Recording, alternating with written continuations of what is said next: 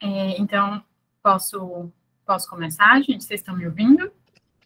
Estamos sim, Cláudia. Deixa eu começar te apresentando, né? E apresentando o curso, né, para aparecer na gravação. Bom dia a todos. Dando início a mais uma aula do curso de atualização em hemoterapia para as agências transfusionais.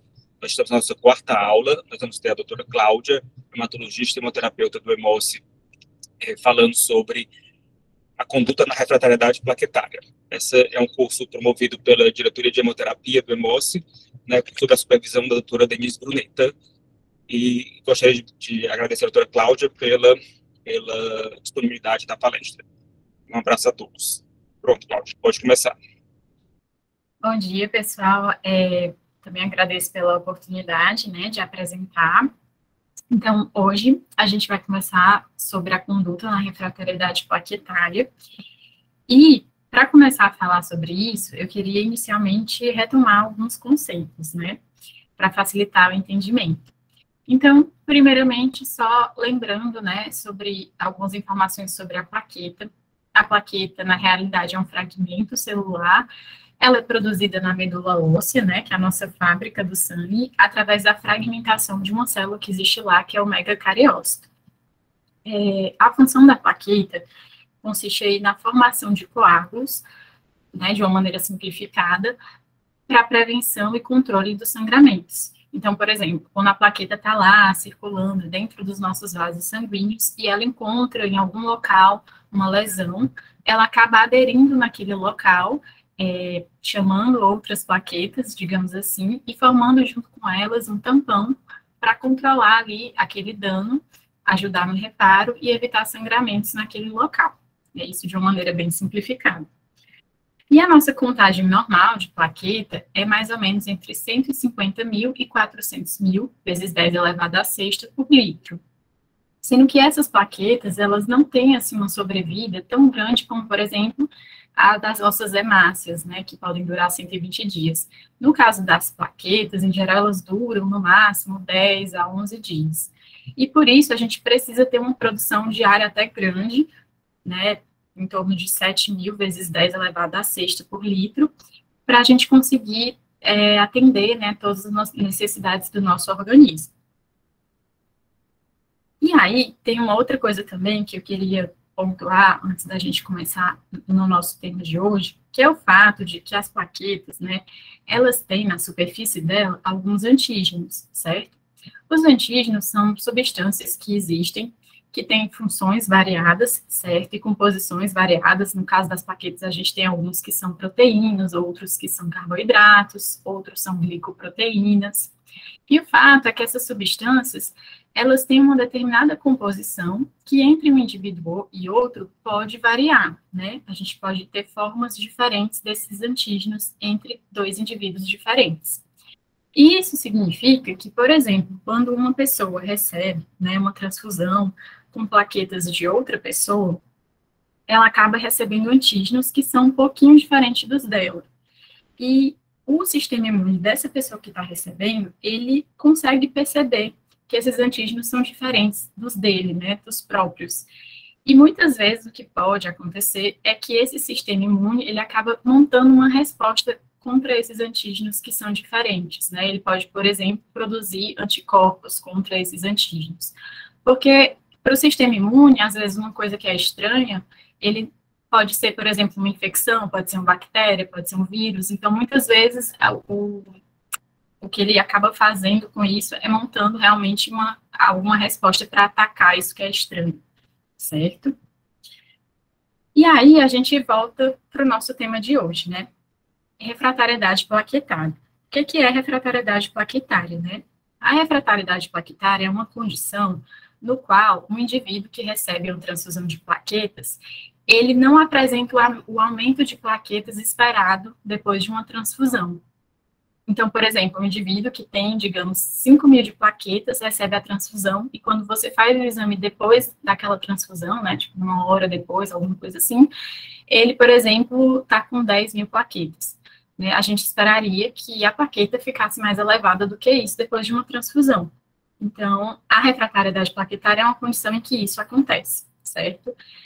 E o que chama muitas vezes a nossa atenção para essa possibilidade são aqueles pacientes, por exemplo, que todo dia o médico está solicitando uma transfusão de plaquetas, ou às vezes até mesmo que o médico está querendo fazer uma transfusão de plaqueta de horário, assim, de 12 em 12 horas, alguma coisa do tipo, né? Então, isso sempre tem que levantar essa suspeita para a gente, esse sinal aí de alarme, certo? A gente ainda vai comentar como é que faz para diagnosticar, para dizer exatamente se o paciente tem ou não uma refratariedade plaquetária. Mas antes disso, eu queria comentar um pouco sobre as causas dessas refratariedades que podem acontecer, certo? São várias causas. E, em geral, a gente divide essas causas em dois grandes grupos, que são as causas não imunes e as causas imunes, certo? As causas não imunes, né, elas são as principais, na realidade. 80% dos casos, né, de refratariedade são explicados por esse tipo de causa. E aqui eu coloquei alguns exemplos, certo? Então, por exemplo, um grande exemplo de refratariedade não imune é o sangramento. Se a gente faz uma transfusão de plaqueta no paciente que está tendo um sangramento ativo, realmente depois, quando a gente dosar novamente essa plaqueta do paciente, ela não vai ter subido muito. Mas por quê, né? Porque como ele está sangrando, parte do que a gente está fazendo vai ser consumido para parar esse sangramento, né? Existem também outras condições em que a gente tem um consumo aumentado aí de plaquetas, como, por exemplo, é o caso da coagulação intravascular disseminada, né, que a gente tem aqui. E a coagulação intravascular disseminada, por exemplo, é uma condição, né, que ela é, na verdade, uma consequência de diferentes condições, né? Então, por exemplo, uma infecção, um trauma, um câncer pode levar à coagulação intravascular disseminada. E nessa condição, é como se houvesse uma desregulação no organismo da pessoa, do indivíduo, e ele acaba que tenta formar, digamos assim, coágulos em diferentes partes do organismo que, na verdade, não precisam da formação daqueles coágulos, falando de uma maneira bem simplificada. Então, quando ele faz isso, ele acaba consumindo as plaquetas que a gente está dando para eles, né? Consome bastante as plaquetas. E aí, as plaquetas que estão realmente circulando no sangue ficam em menor quantidade. Tanto é que é uma condição que, ao mesmo tempo que ela aumenta a chance de eventos tromboembólicos, ela também aumenta a chance de sangramento, porque a gente acaba tendo menos plaqueta livre para, caso a gente realmente tenha um sangramento, atuar, né? Outra condição, outro fator, né, que também causa refratariedade não imune são as medicações. Tem um outro slide, que eu vou passar daqui a pouco, que fala vários exemplos, mas tem algumas medicações que, se o paciente estiver usando essas medicações, quando ele receber a plaqueta, pode ser que não incremente realmente muito. O paciente que tem febre, a gente não sabe todos os motivos para isso, mas se o paciente estiver tendo febre, se ele receber a transfusão, ela também não vai incrementar muito, certo? A esplenomegalia, que é uma situação em que o baço do paciente está aumentado, né?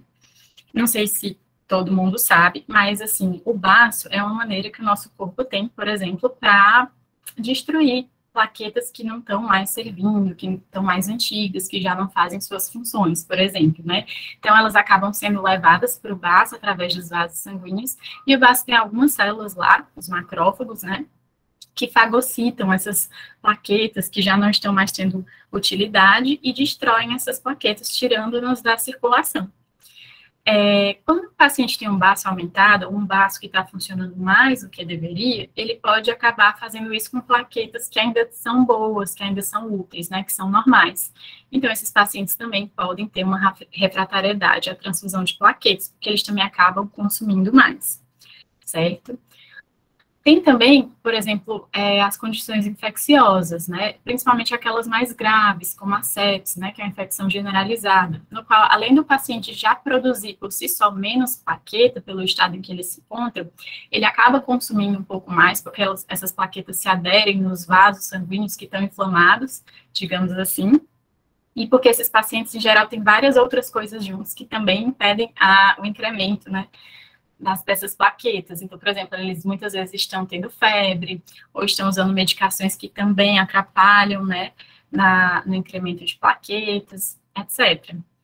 Também vale mencionar a doença do enxerto contra-hospedeiro, que é uma complicação que pode acontecer depois do transplante, né, no qual o indivíduo que recebe o transplante, o sistema imune dele acaba atacando, né, aquilo que ele recebe, o enxerto, e nesse meio né, do caminho, ele acaba, muitas vezes, também tendo um consumo aumentado de plaquetas por vários motivos, alguns que a gente não conhece também, e porque também tem condições muito parecidas, né, com o consumo da coagulação intravascular disseminada, nesse caso, a microangiopatia trombótica, enfim, tem vários fatores envolvidos.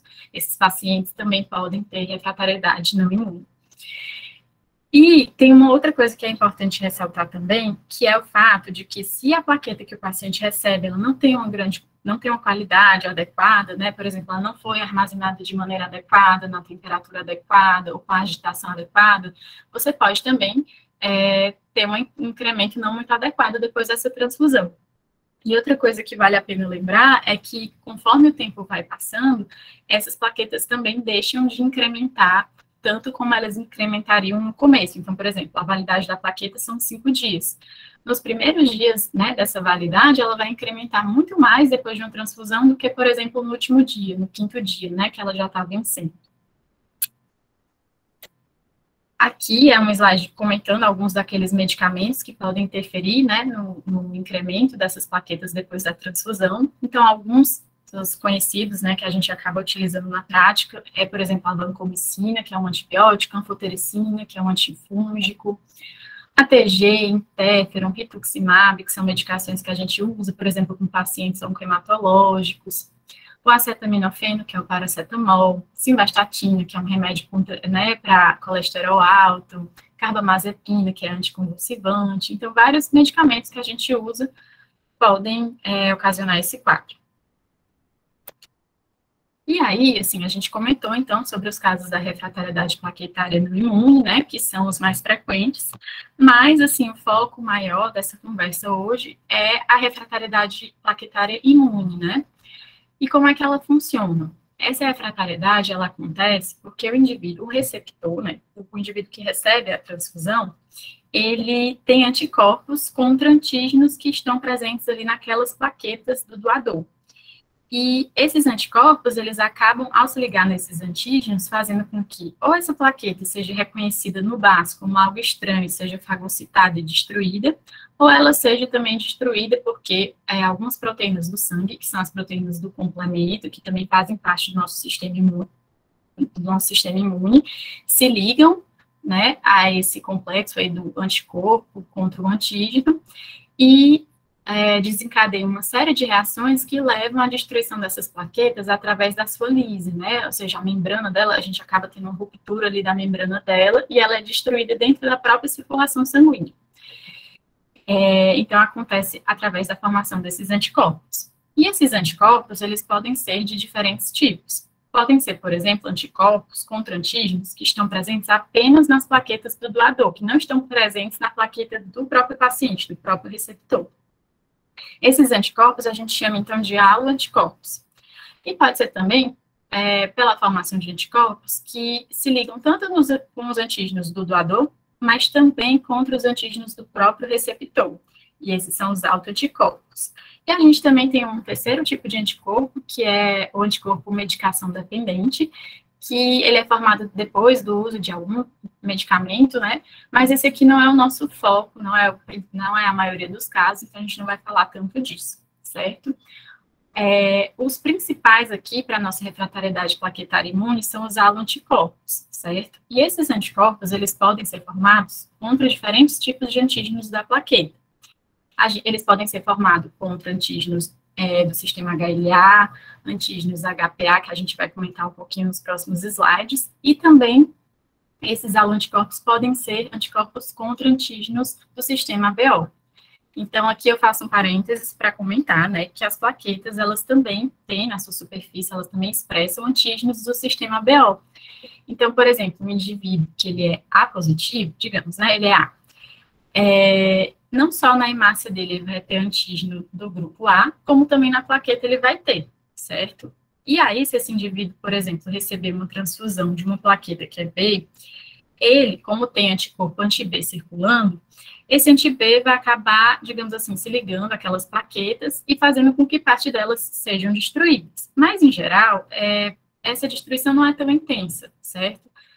Essa transfusão, ela costuma incrementar 20% a menos do que uma transfusão que é, digamos assim, ABO compatível. Mas é importante ter essa noção.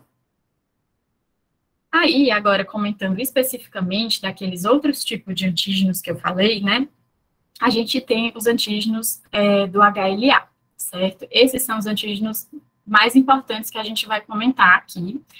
São antígenos que a gente chama de antígenos leucocitários humanos. Na realidade, a utilidade deles, né, no nosso organismo é um pouco para que o nosso organismo consiga perceber o que é nosso, o que é próprio e o que é estranho para a gente, certo? É um grupo de vários antígenos. Eles podem ser classificados em duas classes diferentes, que é a classe 1 e a classe 2, certo? A classe 2 são antígenos que ficam apenas na superfície de células apresentadoras de antígenos, e a classe 1 são antígenos que estão presentes na superfície de todas as células nucleadas do nosso corpo. Com isso, né, a gente percebe, então, que as plaquetas, elas só têm na sua superfície os antígenos HLA classe 1. Então, por isso a gente vai falar especificamente deles. Aqui nessa imagem, eu coloquei um exemplo, por exemplo, de um antígeno HLA classe 1. Então, a gente tem aqui uma célula e a gente tem esse antígeno, que é uma proteína. Aí, assim, a função dele é justamente pegar alguma coisa que tem dentro dessa célula e expressar essa substância, digamos assim, para o meio externo, para que as células do sistema imune, ao passarem, elas consigam ver o que é isso aqui e perceber se isso é próprio ou se isso é estranho, se isso pode ser, às vezes, de um vírus, de alguma coisa que o sistema imune tem que destruir. Então, essa é a função do HLA. E aí, assim, uma coisa que a gente tem que comentar é que essa proteína que fica aqui na superfície, né, por exemplo, da plaqueta, de um indivíduo para o outro, a gente pode ter diferenças na composição aqui dessa proteína, né? E quando, por exemplo, uma pessoa recebe uma transfusão, nessa transfusão a gente tem, digamos, de plaqueta, né? A gente tem tanto as plaquetas, como a gente pode ter, por exemplo, leucócitos naquele produto, né? Especialmente se esse produto não for desleucocitado. E tanto as plaquetas como esses leucócitos, eles expressam esse HLA do doador, que muitas vezes é diferente do receptor. E aí o receptor, vendo que aquilo é estranho, ele pode, como eu falei, ter uma resposta imune e formar anticorpo contra aquilo que ele não tem. E a maneira com a qual um receptor ele pode ter essa exposição, ou seja, pode entrar em contato com HLAs que são diferentes, é tanto pela transfusão, como eu acabei de comentar, como também através de transplante, ou então, por exemplo, quando é uma mulher e ela já teve gestações prévias. Então, esses indivíduos, eles já entraram em contato com HLAs que são diferentes do dele e, portanto, eles podem formar anticorpo contra esses HLAs, né? Aí, assim, esse tipo de anticorpo contra HLA classe 1 é a principal causa de refratariedade plaquetária imune, certo? É realmente, assim, o mais importante. E no passado, isso era muito mais frequente, porque antigamente não existia essa conduta que a gente hoje em dia tem de, por exemplo, usar hemocomponentes leucorreduzidos. Então, antes, quando um paciente, por exemplo, com leucemia recebia uma transfusão, ela às vezes não era leucorreduzida. E aí ele tinha um contato com leucócitos do doador, e os leucócitos têm vários antígenos desses, do HLA, na sua superfície, e eles acabavam formando muito mais anticorpo. Então, antigamente, era muito mais comum ainda a refratariedade plaquetária imune. Certo?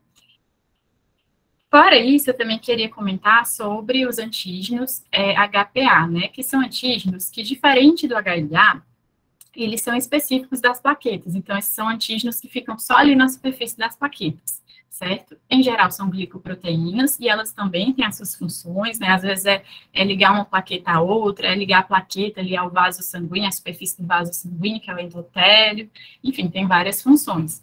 Mas o fato é que, de um indivíduo para o outro, a gente também tem variação aqui nessa composição desses antígenos. Então, quando um paciente entra em contato com a plaqueta de uma outra pessoa, de um doador, ele pode também formar anticorpo contra esses antígenos que ele não tem, certo? Esses anticorpos, eles raramente vão causar refratariedade plaquetária, mesmo quando eles existem, em geral, eles não causam esse tipo de refratariedade, certo? Mas, em raros casos, pode acontecer. Esses anticorpos, eles são adquiridos quando uma pessoa recebeu transfusões previamente, ou então quando ela teve, por exemplo, uma gestação prévia, né, no caso das mulheres.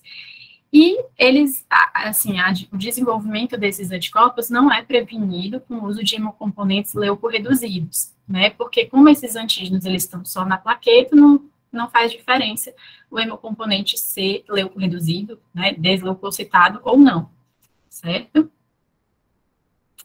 E aí, agora que a gente já falou sobre o que é mais ou menos o conceito, né, de refratariedade plaquetária, quais as causas de uma refratariedade plaquetária, aí a gente volta para aquilo que eu tinha comentado inicialmente, né, que a gente ia falar sobre como é que a gente fazia esse diagnóstico, certo? Então, quando a gente tem um paciente que a gente tem essa suspeita, a gente precisa, de uma forma objetiva, mostrar que ele realmente não está incrementando tanto quanto a gente esperaria com uma transfusão. E a gente precisa fazer isso tentando tirar outros fatores confundidores, certo? Até porque, como a gente vai ver nos próximos slides, quando a gente dá esse tipo de diagnóstico para o paciente, a gente acaba tendo bem mais trabalho para selecionar hemocomponentes para eles, né, concentrados de plaqueta, é um processo que é mais oneroso, que é mais trabalhoso, e para a gente fazer isso, precisa ser para um paciente que realmente precisa, né, então a gente precisa ter esse diagnóstico certinho. A gente tem algumas maneiras de perceber se um paciente não está incrementando depois da transfusão. Tem alguns cálculos que a gente pode fazer. Tem um cálculo mais simples, que seria simplesmente subtrair a quantidade de plaquetas que ele desenvolveu depois da transfusão com relação ao que era anterior. Por exemplo, ele ficou com 15 mil, ele tinha 5, incrementou 10 mil. Esse cálculo ele não é muito utilizado, porque, assim, um paciente, por exemplo, que ele é mais, tem um peso maior, que tem uma superfície corporal maior, claro que quando ele receber uma determinada quantidade de plaquetas fixa, ele vai incrementar menos do que um paciente que tem um peso menor, uma superfície corporal menor. Então, esse tipo de coisa tem que ser levado em consideração. E é por isso que a gente tem um cálculo, que é o mais utilizado, que é o cálculo do incremento plaquetário corrigido, que leva isso em consideração. Existe um outro cálculo, que é o percentual de recuperação plaquetária, que ele, ao invés da superfície corporal, ele leva em consideração o volume sanguíneo total, certo? Ele também pode ser utilizado. Mas aí, assim, eu coloquei aqui para a gente ver melhor, visualizar melhor, a fórmula do cálculo do incremento plaquetário corrigido, certo? Porque é o que a gente realmente mais usa na prática. Esse cálculo, ele pode ser feito tanto logo após a transfusão, de 10 minutos a 1 hora após a transfusão, que é o que a gente mais utiliza, como pode ser feito 24 horas depois, certo? E aí, se ele for feito logo após a transfusão, como é que a gente faz? A gente pega a diferença, né, do que ficou de plaqueta depois da transfusão com relação ao que era antes, né, faz essa subtração, multiplica pela superfície corporal do paciente, multiplica por 10 elevado a 11 e divide pela dose de plaqueta que a gente fez, né. Então, essa informação dá para conseguir, por exemplo, né, sabendo qual foi o concentrado de plaqueta que a gente fez, em geral está escrito ali. Se por acaso, por exemplo, o médico, quando for calcular, ele não tiver essa informação certinha, ele pode inferir. Por exemplo, uma aférese, em média, vai ter 4 vezes 10 elevado a 11. Ele pode tentar inferir, né? Se não tiver como ele obter essa informação. O fato é que quando a gente faz esse cálculo, se esse cálculo for menor do que 5.000 a 7.500, né, com 10 minutos a 1 hora da transfusão, a gente pode falar que esse paciente realmente tem um resultado que é compatível com a hipótese de refratariedade plaquetária. Se a gente fizer esse cálculo 24 horas após a transfusão, em geral esse valor é abaixo de 4.500, certo? A gente precisa ter dois cálculos desses, né, de preferência em duas situações, duas ocasiões sequenciais, né, uma depois da outra, certo? A gente precisa ter 2 desses para poder dizer que o paciente tem o diagnóstico de refratariedade plaquetária. E outro detalhe, essas 2 transfusões, né, que a gente vai fazer o cálculo depois delas, elas têm que ser com plaquetas ABL compatíveis e tem que ser com plaquetas relativamente novas, né, ou seja, que tem 48 a 72 horas da coleta, certo? Para justamente tirar qualquer fator confundidor que possa atrapalhar no nosso incremento. E aí, assim, a gente então comentou como que a gente faz o diagnóstico, né, a gente falou primeiro o que é refratariedade plaquetária, quais as causas de refratariedade, e a gente falou agora como que a gente faz esse diagnóstico, certo? E aí, assim, depois que a gente faz esse diagnóstico, como que a gente faz para saber se a refratariedade plaquetária de um paciente, ela é imune ou ela é não imune, né? Para isso, a gente tem que ter algumas informações sobre o paciente, né? Em geral, o médico do paciente vai saber isso melhor, que é justamente qual é o diagnóstico do paciente, se ele está tendo sangramento, se ele está tendo febre, se está usando alguma medicação, né? Para saber se tem algum fator, por exemplo, não imune que possa estar justificando essa refratariedade plaquetária, isso é um ponto. Outra coisa que a história do paciente ajuda a gente é avaliar se esse paciente ele tem um fator de risco mais alto para fazer uma refratariedade plaquetária imune. Então, se é um paciente que já recebeu muitas transfusões, ou que é transplantado, ou de repente uma mulher que já teve várias gestações prévias, esse grupo de paciente ele tem mais risco realmente de ter uma refratariedade plaquetária imune. E aí, por exemplo, se a gente tem um paciente que a gente acha que não existe um fator não imune que justifique essa refratariedade dele, ou que existe, mas que já está minimizado, e o paciente continua com refratariedade muito importante, e é um paciente que tem fator de risco para refratariedade imune, será que tem alguma forma da gente, tem algum exame, né, que auxilia a gente a ver se ele tem mesmo essa refratariedade imune? E a resposta é sim, a gente tem alguns exames, então, tem alguns exames que ajudam a gente a chegar a essa conclusão de que a refratariedade plaquetária do paciente é imune. E esses exames, eles ajudam a gente a identificar, então, anticorpos anti-HLA e anticorpos anti-HPA, que são os anticorpos que estão normalmente envolvidos em uma refratariedade imune, né, como a gente falou agora há pouco, certo? E aqui eu coloquei alguns exemplos, né, de métodos que podem ser utilizados para perceber esses anticorpos e identificá-los. Então, por exemplo, a gente consegue pesquisar anticorpos anti-HLA através da citometria de fluxo, através de testes de fase sólida com painel de antígenos, através de testes de citotoxicidade dependente de complemento. Já os anticorpos anti-HPA, a gente consegue, por exemplo, utilizando a imunofluorescência indireta por citometria de fluxo, ou a imobilização de antígenos plaquetários utilizando anticorpos monoclonais, que é o MAIPA. Aí, assim, aqui eu coloquei uma imagem para tentar explicar um pouquinho, né, exemplificar melhor como é que funciona essa questão da identificação de anticorpos, né, nesse caso aqui, de anticorpos anti-HLA, que são os principais para a gente na refratariedade imune plaquetária. Né? A ideia desse tipo de teste, né, é a gente tentar identificar se o paciente, né, no soro dele, ele tem anticorpos que reagem, né, bastante contra antígenos HLA, e tentar identificar a especificidade. Então, por exemplo, a gente pode pegar, e aí eu vou exemplificar para ficar mais fácil. A gente pode pegar o soro do paciente e, por exemplo, pegar diferentes linfócitos que tenham cada um uma tipagem HLA conhecida. Então, por exemplo, eu peguei 10 linfócitos, cada um deles eu tenho uma tipagem HLA conhecida. Eu sei que ele tem um HLA 24, o HLA, sei lá, 33, enfim, eu sei qual é a tipagem HLA daqueles linfócitos. Aí eu junto o soro do paciente com aqueles linfócitos e vejo se há reatividade.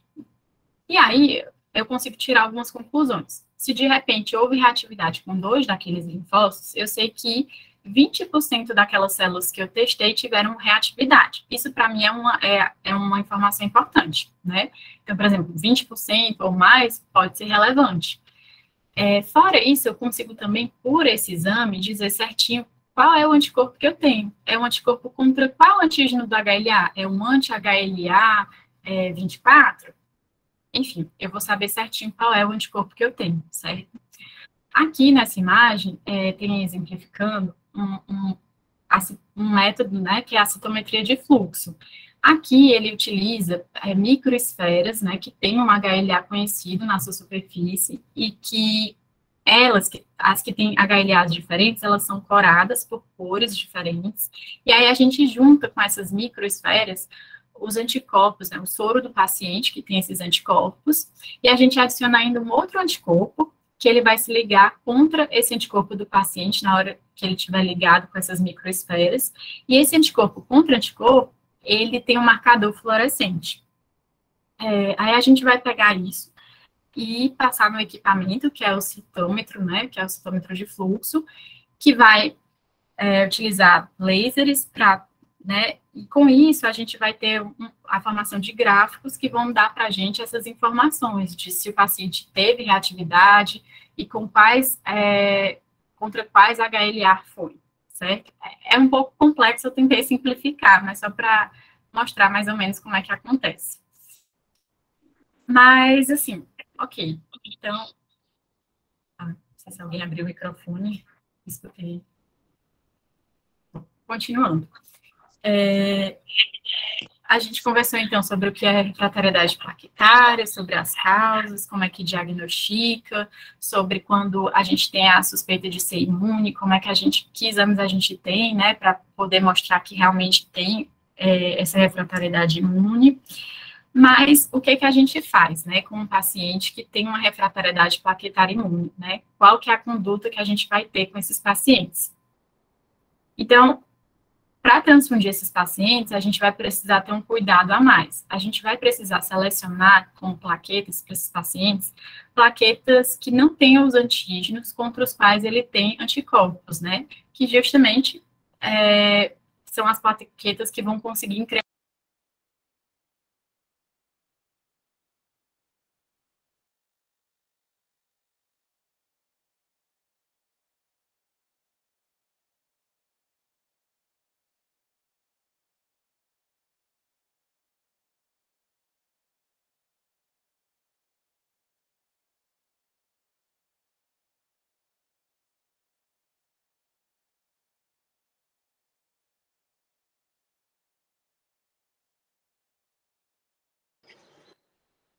Cláudia, bom dia.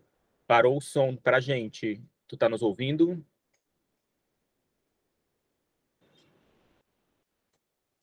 Só um instante que nós estamos corrigindo essa parte do som, daqui a pouco voltamos. Desculpa, agora que não sei por que fechou, mas onde foi que eu parei? Nesse slide mesmo, da escolha das plaquetas. Certo. Então, assim, para esses pacientes, a gente tem que escolher plaquetas, né, específicas, plaquetas que não tenham os antígenos contra os quais ele tem anticorpo, para justamente a gente ter uma transfusão que incremente mais, certo? E a gente tem que ter outros cuidados, como, por exemplo, coletar a contagem plaquetária depois de cada transfusão, né, um hemograma, alguma coisa assim, para a gente ver se realmente está sendo eficaz, certo? E fora isso, de tempos em tempos, é interessante que a gente reavalie esse diagnóstico, porque às vezes o paciente tem uma refratariedade plaquetária imune em um determinado momento, mas posteriormente ele pode não ter mais. E aí, nessa situação, se ele não tiver mais, a gente não precisaria, por exemplo, ficar fazendo essa seleção de plaquetas, certo? E aí, falando especificamente sobre como a gente pode fazer essa seleção de plaquetas, tem 3 formas principais que a gente pode utilizar, certo? Que é escolher plaquetas HLA selecionadas, uma tipagem HLA específica, escolher plaquetas através de uma prova cruzada, ou escolher plaquetas fazendo uma seleção negativa de antígenos. Como que funciona as HLA selecionadas? Para fazer isso, eu preciso ter uma tipagem HLA, tanto do paciente, que é o receptor, como também do doador, né? A gente faz como? A gente, sabendo qual é o HLA do próprio paciente, a gente consegue selecionar, entre os nossos doadores, algum que tem um HLA idêntico ao do paciente, né? Porque a ideia aqui é que o paciente ele vai formar anticorpos só contra antígenos que ele não tenha. Então, se a gente escolher um doador que tem um HLA exatamente igual ao dele, não é para ele ter anticorpo contra aquele HLA, certo? O problema é que, assim, a gente, para fazer isso, tem que ter disponível, tem que ter um laboratório que faça HLA do paciente, tem que ter doadores com tipagem HLA conhecida. A gente precisa também de tempo para isso, né, porque é um exame que nem sempre sai tão rápido. E, por fim, a gente ainda tem um problema de que a quantidade de doadores possíveis é muito pequena, muito pouca gente que vai ter um HLA idêntico igual do nosso paciente, certo? Então, a gente tem todos esses problemas envolvidos. E também, na verdade, não são problemas, né? São pontos negativos. E também é um exame, um tipo de seleção que ela não é útil para anticorpos anti-HPA, Mas lembrando que o anti-HPA não é tão importante, o mais importante é o anti-HLA. Então, esse método, ele costuma ser bem eficaz. O grande problema aí é só porque a gente vai ter um número muito pequeno de doadores e a gente precisa ter esse exame disponível para poder fazer isso, certo? O outro método possível é fazendo uma prova cruzada, que, nesse caso, o que a gente faria era pegar o soro do próprio receptor e fazer uma prova cruzada com as diferentes plaquetas que a gente tiver disponível, né? Nesse caso, a gente não precisa de tipagem HLA, nem do receptor, nem do doador. A gente vai testando, né, com as plaquetas que a gente tem, para ver se alguma delas dá compatível, e aí, e dando compatível, a gente pode usar essa que é compatível. Uma das maneiras que tem de fazer essa prova cruzada é através da citometria de fluxo, certo? É um método que ele funciona. A única coisa é que, assim, às vezes se for um paciente que ele tem muito anticorpo, que ele é muito autoimunizado, vai ser muito difícil achar uma plaqueta que seja compatível com ele, né? Porque você vai meio que fazer aleatoriamente, vai pegar várias plaquetas e testar. Se ele tiver muito anticorpo, vai ser muito difícil de você achar. Se ele não tiver tanto, você vai conseguir encontrar, certo? A vantagem desse exame é que ele é mais disponível, né? Você não precisa ter um laboratório que faça tipagem HLA, ele é mais fácil de fazer. O chato é que, assim, como plaqueta é um hemocomponente que vale apenas 5 dias, é um exame que você vai ter que repetir várias vezes, você vai ter que procurar várias para achar alguma que seja compatível, enfim. Mas um ponto positivo dele é que ele serve tanto para a gente tirar a interferência, né, de um anti-HLA como de um anti-HPA, certo? E a outra maneira que a gente tem é fazer uma seleção negativa de antígenos relacionados à refratariedade. Isso aqui é parecido com o que a gente faz, por exemplo, quando a gente vai selecionar o hemácia para um paciente que tem um anticorpo anti-eritrocitário. Por exemplo, é um paciente que ele tem um anti-QEL. Então, quando a gente vai transfundir esse paciente, a gente escolhe uma hemácia que seja QEL negativa, né? Aqui o raciocínio é parecido. A gente, para fazer isso, tem que ter a tipagem HLA do próprio paciente, a tipagem HLA não. A gente tem que ter aquele exame que identifica os anticorpos do próprio paciente, certo? O PRA, né, que eu comentei agora há pouco, porque com esse exame a gente vai saber quais os anticorpos que ele tem. É um anti-HLA 24, é um anti-HLA 2033, enfim, a gente vai saber qual anticorpo é esse, e a gente vai selecionar uma plaqueta que não tem aquele antígeno, certo? Mas, assim, para fazer isso, a gente precisa ter a tipagem HLA do doador. Não precisa do receptor, mas precisa do doador. A vantagem desse teste é que, assim, costuma também ser bem eficaz. Com relação à tipagem HLA, né, você fazer uma plaqueta HLA idêntica. Nesse caso, não precisa ser completamente idêntica, basta não ter os antígenos contra os quais o receptor não tem anticorpo, ou contra os quais o receptor tem anticorpo, então você acaba tendo mais opções de doadores. Isso é bem interessante, né? Porque são pacientes que muitas vezes estão fazendo tratamentos, têm plaquetas baixas por outros motivos, tipo uma leucemia, né? Que depois de um tratamento vai ficar com plaquetopenia por um bom tempo, vai precisar de várias transfusões. É importante você ter vários doadores para poder suprir a necessidade daquele paciente, certo? Então, é um exame, uma forma bem legal de selecionar também, mas também não serve, por exemplo, para anticorpo anti-HPA. E aqui eu coloquei nesse slide só mostrando uma plataforma que a gente acaba usando na prática para fazer isso, né? Então, a gente usa a EpiVix Platelets, e essa plataforma, a gente já tem nela cadastrados a tipagem HLA dos nossos doadores. Aí, o que a gente faz é colocar o resultado do PRA, né, dos nossos pacientes que têm refratariedade plaquetária, para os quais a gente faz esse exame. A gente põe o resultado aqui, e aí a própria plataforma já gera para a gente uma seleção desses pacientes, uma seleção desses doadores que não têm esses antígenos contra os quais o nosso paciente tem anticorpo, né? Então, a gente põe isso, tem uma lista dos doadores possíveis, né? E aí, essa lista tem a tipagem ABO deles, tem a pessoa física, enfim, aí a gente consegue passar essa lista para a captação, para que ela convoque esses doadores para os nossos pacientes, é bem útil.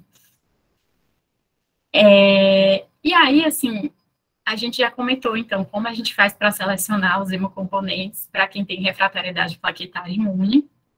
Mas uma coisa que é importante comentar é a indicação, né, de transfusão nesses pacientes de plaqueta. Então, assim, se eu conseguir, para esse meu paciente que tem refratariedade imune, eu conseguir selecionar uma plaqueta específica para ele, uma plaqueta HLA selecionada, as indicações de transfusão são iguais à de um paciente que não tem refratariedade plaquetária imune. A gente vai seguir as mesmas condutas, né? Porém, se eu não conseguir uma plaqueta HLA selecionada para o meu paciente, eu tenho só plaquetas convencionais, aí tem uma coisa que muda.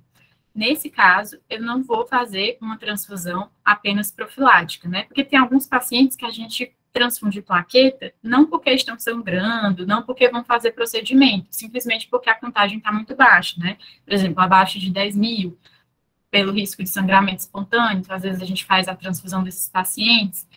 Então, no caso de pacientes com refratariedade plaquetária imune, se a minha plaqueta não for HLA selecionada, eu não vou fazer essa transfusão profilática. Por quê? Porque ela não vai adiantar, né? Não vai incrementar a plaqueta desse paciente, não vai tirar ele desse risco de sangramento espontâneo. A gente só vai se enganar, né, fazendo isso.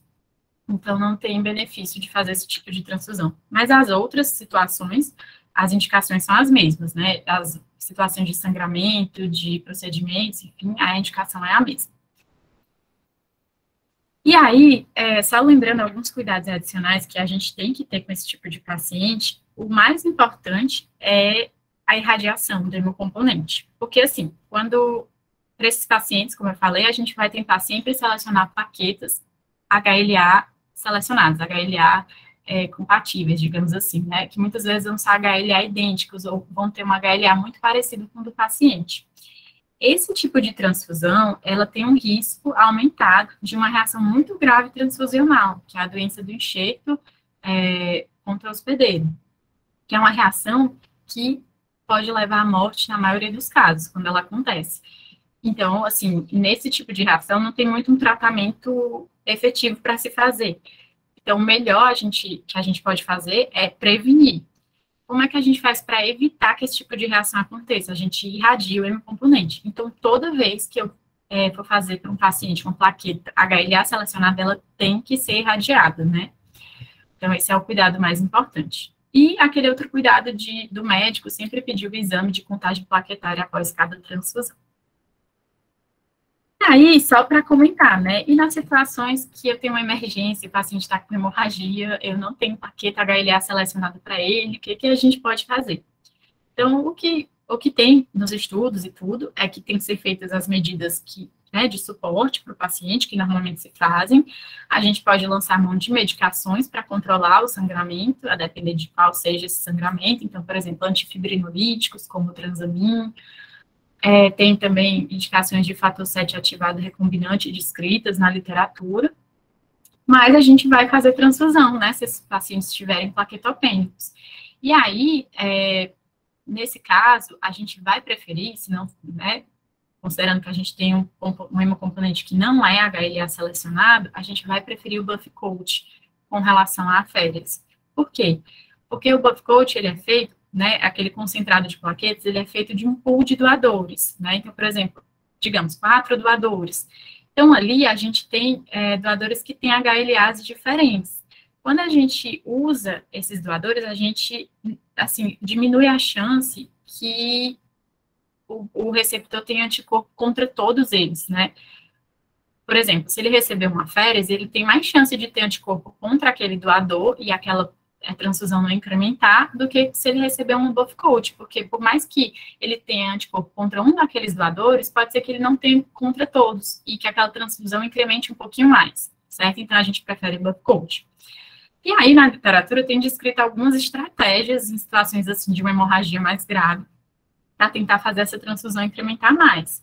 Uma delas é fazer uma dose bem elevada de plaquetas, e a ideia aqui é que uma parte dessas plaquetas acabe absorvendo esses anticorpos, e aí consuma todos esses anticorpos, e as outras plaquetas consigam, né, incrementar, porque os anticorpos vão estar todos consumidos com uma parte das plaquetas. E a outra estratégia também que é descrita é você fazer uma infusão contínua de plaquetas durante 24 horas, por exemplo, porque aí, à medida que elas vão sendo destruídas, você está dando mais plaquetas. Mas isso é mais em situações assim de hemorragia, de emergência, que a gente não tem nada selecionado. E aí, aqui, só para finalizar, eu coloquei, né, fiz aquele mesmo esqueminha de tentar colocar mais ou menos qual que seria o papel da agência transfusional nesses casos, qual que é o papel do médico do paciente, enfim.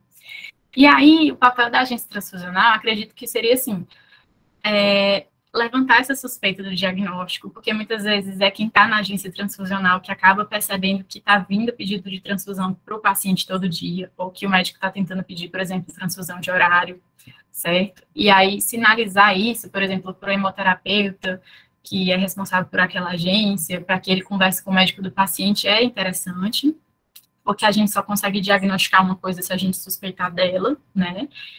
É também um papel da agência transfusional orientar que o médico desse paciente colete, né, a contagem plaquetária após a transfusão, para a gente poder fazer o cálculo do incremento, e para isso também fornecer plaquetas que sejam ABL compatíveis, que sejam o mais novas possíveis, né, à medida do possível. E também, depois que o paciente tem o diagnóstico, é também o papel da agência ter isso sinalizado de alguma forma, que quando chegue uma requisição de transfusão para esse paciente, a gente já saiba que ele precisa de plaquetas HLA selecionadas, que a gente possa pedir essas plaquetas e fornecer essas plaquetas para esses pacientes. E, por fim, sempre checar se essas plaquetas são realmente irradiadas. E aí o médico do paciente já teria aquele papel de solicitar contagem plaquetária, calcular incremento, ou pelo menos fornecer para o hemoterapeuta as informações necessárias para calcular, para que a gente possa dar esse diagnóstico. É papel dele também identificar causas, né, não imunes da refratariedade, e quando houver, né, a possibilidade de refratariedade imune, solicitar exames específicos, como a tipagem HLA e o PRA do paciente. E, principalmente, depois que o diagnóstico está estabelecido, ter uma boa comunicação também com a agência transfusional para tentar ao máximo avisar com antecedência sobre tratamentos e procedimentos do paciente para que a gente possa se programar para convocar os doadores, né? Enfim, para poder prestar o melhor serviço para esse paciente. E aqui eu tinha colocado só as conclusões, né? Que é sobre isso, o que é refratariedade plaquetária, que são essas situações em que a plaqueta não aumenta como a gente desejaria depois da transfusão, que o diagnóstico tem que ser feito de uma maneira objetiva, né, calculando o incremento realmente 2 vezes, respeitando aquelas condições que a gente comentou antes, tem que também identificar se isso é não imune ou imune, e uma vez que a gente identifique que é imune, selecionar plaquetas para aquele paciente, para que haja um incremento adequado, né, e reforçando mais uma vez a comunicação entre o médico do paciente e o serviço transfusional. Acho que é isso, gente. Vou abrir para comentário e para dúvidas, que eu sei que é um tema, né, mais difícil. Obrigada. Bom dia a todos novamente. Gostaríamos de parabenizar a doutora Cláudia pela excelente aula e abrir a plenária, né, abrir a aula para comentários. Se alguém tiver algum comentário, algum caso, alguma dúvida que gostaria de comentar, pode ligar o microfone e falar.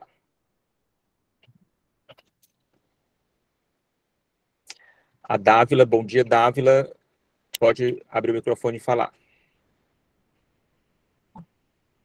Bom dia, doutor. Doutora Cláudia, na refratariedade não imune, tem algum cuidado específico, assim, porque eu trabalho no São José e você colocou quais são os possíveis fatores, né, que desencadeia, aí encaixa muito com o nosso quadro de pacientes. Então, assim, na não imune, qual seria o cuidado que a agência teria que tomar? Acaba que não é tanto, não, acredito que não seja tanto da agência, né? Tem algumas coisas que a gente consegue minimizar quando é não imune, né? Então, por exemplo, a questão da febre, do paciente não estar com febre naquele momento da transfusão. Por exemplo, outra coisa que dá para minimizar é tentar deixar a transfusão mais distante das medicações que podem prejudicar nesse incremento. Então, por exemplo, da vancomicina, da anfotericina. Mas, é claro, tem situações que a gente não consegue anular completamente essas causas não imunes, né? Não imunes, a gente tenta minimizar. É importante falar também, né, ressaltar que, às vezes, as causas não imunes estão associadas com as causas imunes. Então, é importante essa visão também do médico, né, conversar com ele para ver se esse paciente, por exemplo, é um paciente que tem risco para ter uma refratariedade imune. Se o paciente já tiver recebido muita transfusão prévia, se for uma mulher que tem gestações prévias, às vezes ela pode ter também uma refratariedade imune, pode ter as duas coisas, né? E aí talvez valha a pena pedir um exame específico, né, para a gente ver se, enfim, se tem mesmo anticorpos, enfim. Mas acho que isso, né, tentar não fazer durante vigência de febre e tentar deixar mais distante de medicamentos que prejudiquem o incremento. Ok, obrigada. Né? Alguém mais gostaria de comentar alguma coisa, falar alguma coisa? Alguma dúvida? Eu queria aproveitar a doutora Cláudia aqui e perguntar, o Hemócio, ele acompanha, né, os pacientes com refratariedade plaquetária, quantos pacientes estamos acompanhando no momento e de quais serviços eles são? Bom, nesse momento, deixa eu só dar um valor completo aqui do número de pacientes. São 7 pacientes, né, aqui de Fortaleza, pelo menos. E, assim, a gente tem dois pacientes que são do César Kraus, 3 pacientes que são da HGF e um que são do Walter, e um que é do Walter Cantídio, né? Então, é isso. A gente ainda não tem ainda alguém do interior também. A gente está à procura. Então, se alguém tiver alguma suspeita, é sempre bom avisar para a gente conversar com o médico, tentar fazer esse diagnóstico, porque com certeza deve existir, né? A gente só não deve estar percebendo ainda. Mas, a princípio, tem esses 7 aqui em Fortaleza.